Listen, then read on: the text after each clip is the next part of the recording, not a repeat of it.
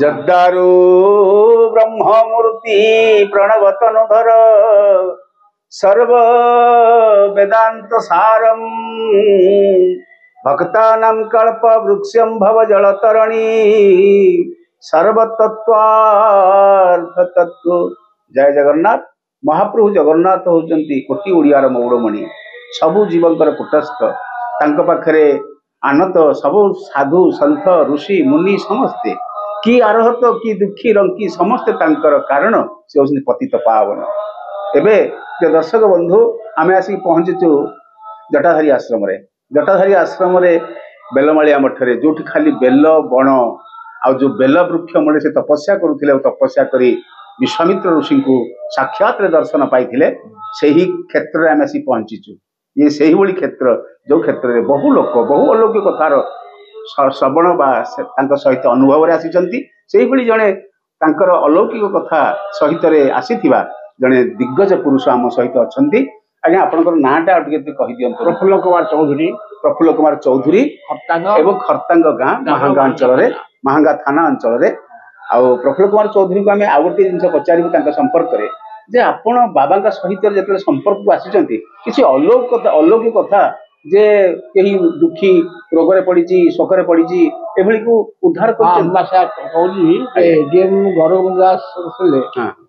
झील रोगाग्रस्त हो गले अल्प बयस छोट पिला सी पिहुड़ा बात मारला गले समस्त कहले ये बचुए मत से मोर संपर्क था सब अवस्था से मुझे से पहुंची बस से कहले एमती अवस्था मुझे आज ऑफिस ही जीविनी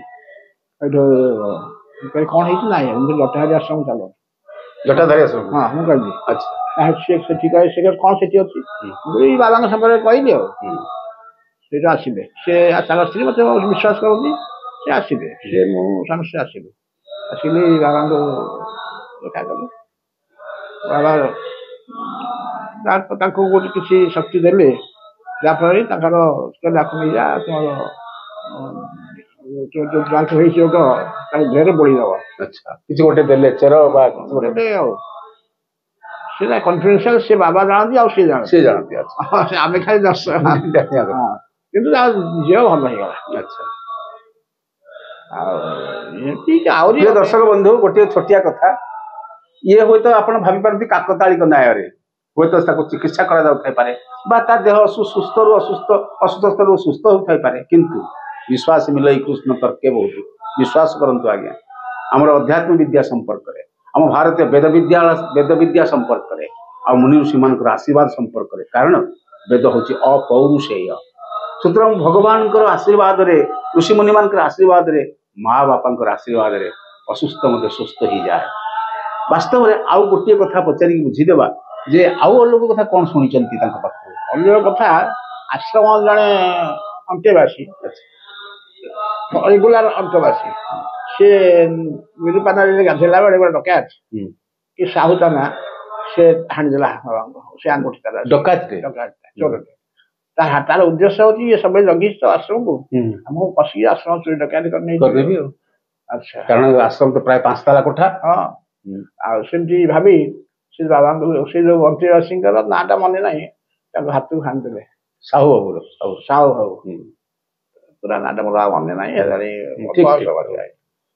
से हाणी दे से समय कथा ये कथाटा बाबा टे शंकित हेले कहले एमती हाणी मत कहले ये पुलिस जगुआड़ी केम हम कहले मुझे जाकि चीफ मिनिस्टर कहली सार ये केमती पुलिस जगुआड़ी हम हांडी ओपन कले हांडीटे ओपन कर सी प्राइवेट सेक्रेटरी कहले से गौरव गोविंद दास सी थे लॉ एंड ऑर्डर सी कहला सी आसिक व्यवस्था करदे ये अश्वरबाद थे मो सहित आ सी आसिक हांडीटा ओपन कला हांडी भाई आईन तो खाली पुलिस फोर्स आसी रही पुलिस रही से चोर जी से जीवन बिगड़े कौन पड़गला।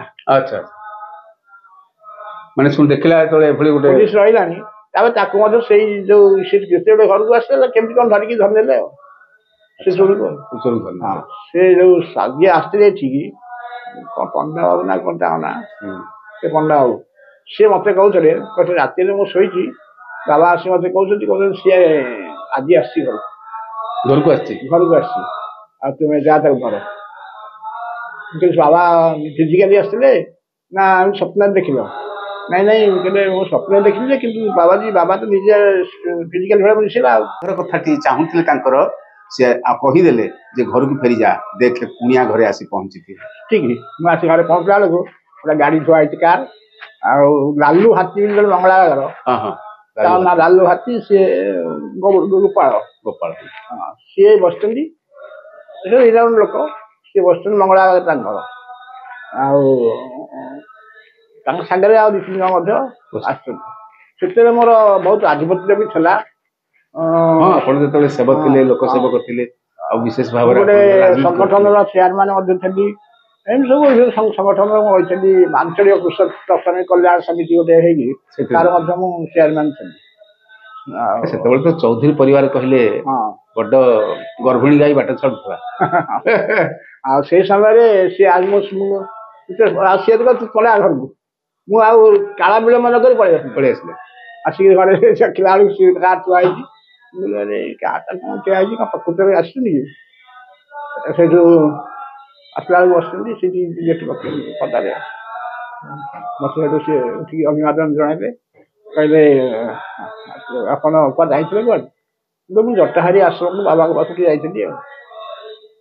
ହଁ ଆମେ ସବୁ ଜାଣିଛୁ ଜଟାହାରୀ ଆଶ୍ରମ ବାବାଙ୍କ ସମ୍ପର୍କରେ ଜାଣିଛୁ। ସେମାନେ ବି ଜାଣିଛନ୍ତି? ଆମେ ଜାଣିଛୁ ଆଉ ଆମେ ଆସିଛୁ ଆପଣଙ୍କର ଝିଅର ବାହାଘର ସମ୍ପର୍କରେ। ବୁଝିଲେ? ମୁଁ କହିଲି ହଉ ଭଲ କଥା ଆସନ୍ତୁ ବସନ୍ତୁ ଦିଆଯିବ।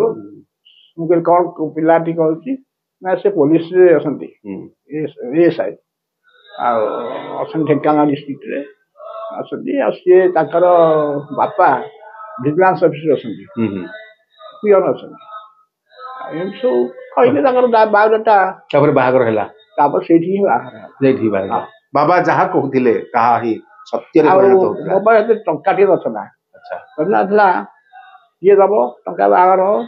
ମୁଁ ଯାଇକି ତତ୍କାଳ ମନ୍ତ୍ରୀ ଚିଫ୍ ମିନିଷ୍ଟର ଦାନି ପଟ୍ଟନାୟକ କହିଲି ଏମିତି ହଠାତ୍ ବାହାର ଜୁଟି ହେଇଛି ମୋ ପାଖରେ ଟଙ୍କା ପଇସା ନାହିଁ ଆଉ ମୋତେ କିଛି ଟଙ୍କା ଦିଅନ୍ତୁ ଦେଇଦେବି ଡ୍ୟୁ କୋର୍ସରେ ଆପଣଙ୍କୁ ପେମେଣ୍ଟ କରିବି। କେତେ ଟଙ୍କା ତ ହେଲେ ବାହାଘର ହେଇଛି ସେତେବେଳେ 2 ଲକ୍ଷ ଟଙ୍କା ଭିତରେ ହେଲେ ନା ଆଟ୍ ଏ ଟାଇମ୍ ନିଅ ନା ତୁମେ 1 ଲକ୍ଷ ଟଙ୍କା ନିଅ ଆଉ 2ଟା କିସ୍ତିରେ ନେଇଯିବ ଏବେ ତୁମର ସବୁ ଜିନିଷ ହବ ଆଉ ଆଟ୍ ଏ ଟାଇମ୍ କଲେ ତୁମର ଯଦି ଅଧିକା ପଛରେ ତ ଗୁରୁଙ୍କର ଆଶୀର୍ବାଦ ଅଛି ତାଙ୍କର ବରଦ ହସ୍ତ ଅଛି ସେଇଥିରେ କାର୍ଯ୍ୟଟି ସମ୍ପାଦନ ହେଲା। ସେଇଥିରେ ଗାଡ଼ିକି ମୁଁ ମୋ ଝିଅ ବାହାଘର କରିଦେଲି ଆନନ୍ଦରେ କିଛି ନାହିଁ ସମସ୍ତେ। ଆଉ ବାବାଙ୍କୁ ବି ଜଣେଇଥିଲି ବାହାଘର ହେଇଗଲା ସବୁ ଯାଇକି ପୁଣି ଆଉ ଥରେ ଯାଇଥିଲି ବାବା ଜଣେଇଥିଲି ଗାଁରେ ଖୁସି ହେଲେ କହିଲେ ମୁଁ କହିଲି ଆପଣଙ୍କ ଟିକେ ପାଦ ପଡ଼ିବନି ନା ପଡ଼ିବ ସମୟ ଆସିଲେ ପଡ଼ିବ। ଆସିଥିଲେ? ନାଇଁ ସେ ଆସିଥିଲେ ଯେ ଯେତେବେଳେ ଆସିଲେ ତାଙ୍କ ଦେହ ଅସୁସ୍ଥ ହେଇଯାଇଥିଲା। ସେତେବେଳେ ସେ ଘର ଛାତ ପଡୁଥିଲା ସେ ଆସିଥିଲେ କେନାଲ ବନ୍ଧରେ ଠିଆ ହେଇଥିଲେ ଆସିଲା ଗାଡ଼ି ହିକା ତାଙ୍କର ଉଠୁଥିଲା ଆଉ ହିକା ଉଠୁଥିଲା ଆଉ ସେତେବେଳେ ସିଏ ତାପରେ କଟକ ଗଲେ ତାପରେ ଦେହାନ୍ତ ହେଲା। ଆଜ୍ଞା ଆଉ ଗୋଟେ କଥା ମୁଁ ଶୁଣୁଥିଲି ଯେ ବିଶେଷ ଭାବରେ ବାବାଙ୍କୁ ପରୀକ୍ଷା କରିବା ପାଇଁ ଜଣେ କିଏ ସେଇଭଳି ଜଣେ କାପାଳିକ ବା ସେଇଭଳି ଜଣେ ଅତି ସାଧୁ ସାଧୁ ଜଣେ ବାବା ଶକ୍ତି କିଙ୍କର ଦେବ ବାବା ଶକ୍ତି କଲିକତାରେ। ପ୍ରିୟ ଦର୍ଶକ ବନ୍ଧୁ ବାବା ଶକ୍ତି କିଙ୍କର ଦାସ ଆସିଥିଲେ ପରୀକ୍ଷା କରିବା ପାଇଁ ବାବା ଆତ୍ମାରାମ ଦାସଙ୍କୁ। କିଭଳି ପରୀକ୍ଷା ନେଲେ ଆସନ୍ତୁ ଶୁଣିବା। ସିଏ ଆସିକିରି ଭୁବନେଶ୍ୱରରେ ରହିଲେ ତାଙ୍କର ଇଏ ଅଛନ୍ତି ଶିଷ୍ୟ ଭୁବନେଶ୍ୱରରେ ଅଛନ୍ତି ସେ ସେଇଠି ରହିଲେ। ସେ ଶିଷ୍ୟ ଆସି ମତେ ଖୋଜି ଖୋଜିକିରି ନେଲା ଡାକିକି। ନେଲା ପରେ ସେଠି ମୁଁ ଗଲି ସେଠି ବାବା କହିଲେ ଶକ୍ତିଙ୍କର ବାବା କହିଲେ ତୁମେ ତ ଜଟାହାରୀ ଆଶ୍ରମ ସହ ସମ୍ପର୍କ ତୁମର ଅଛି?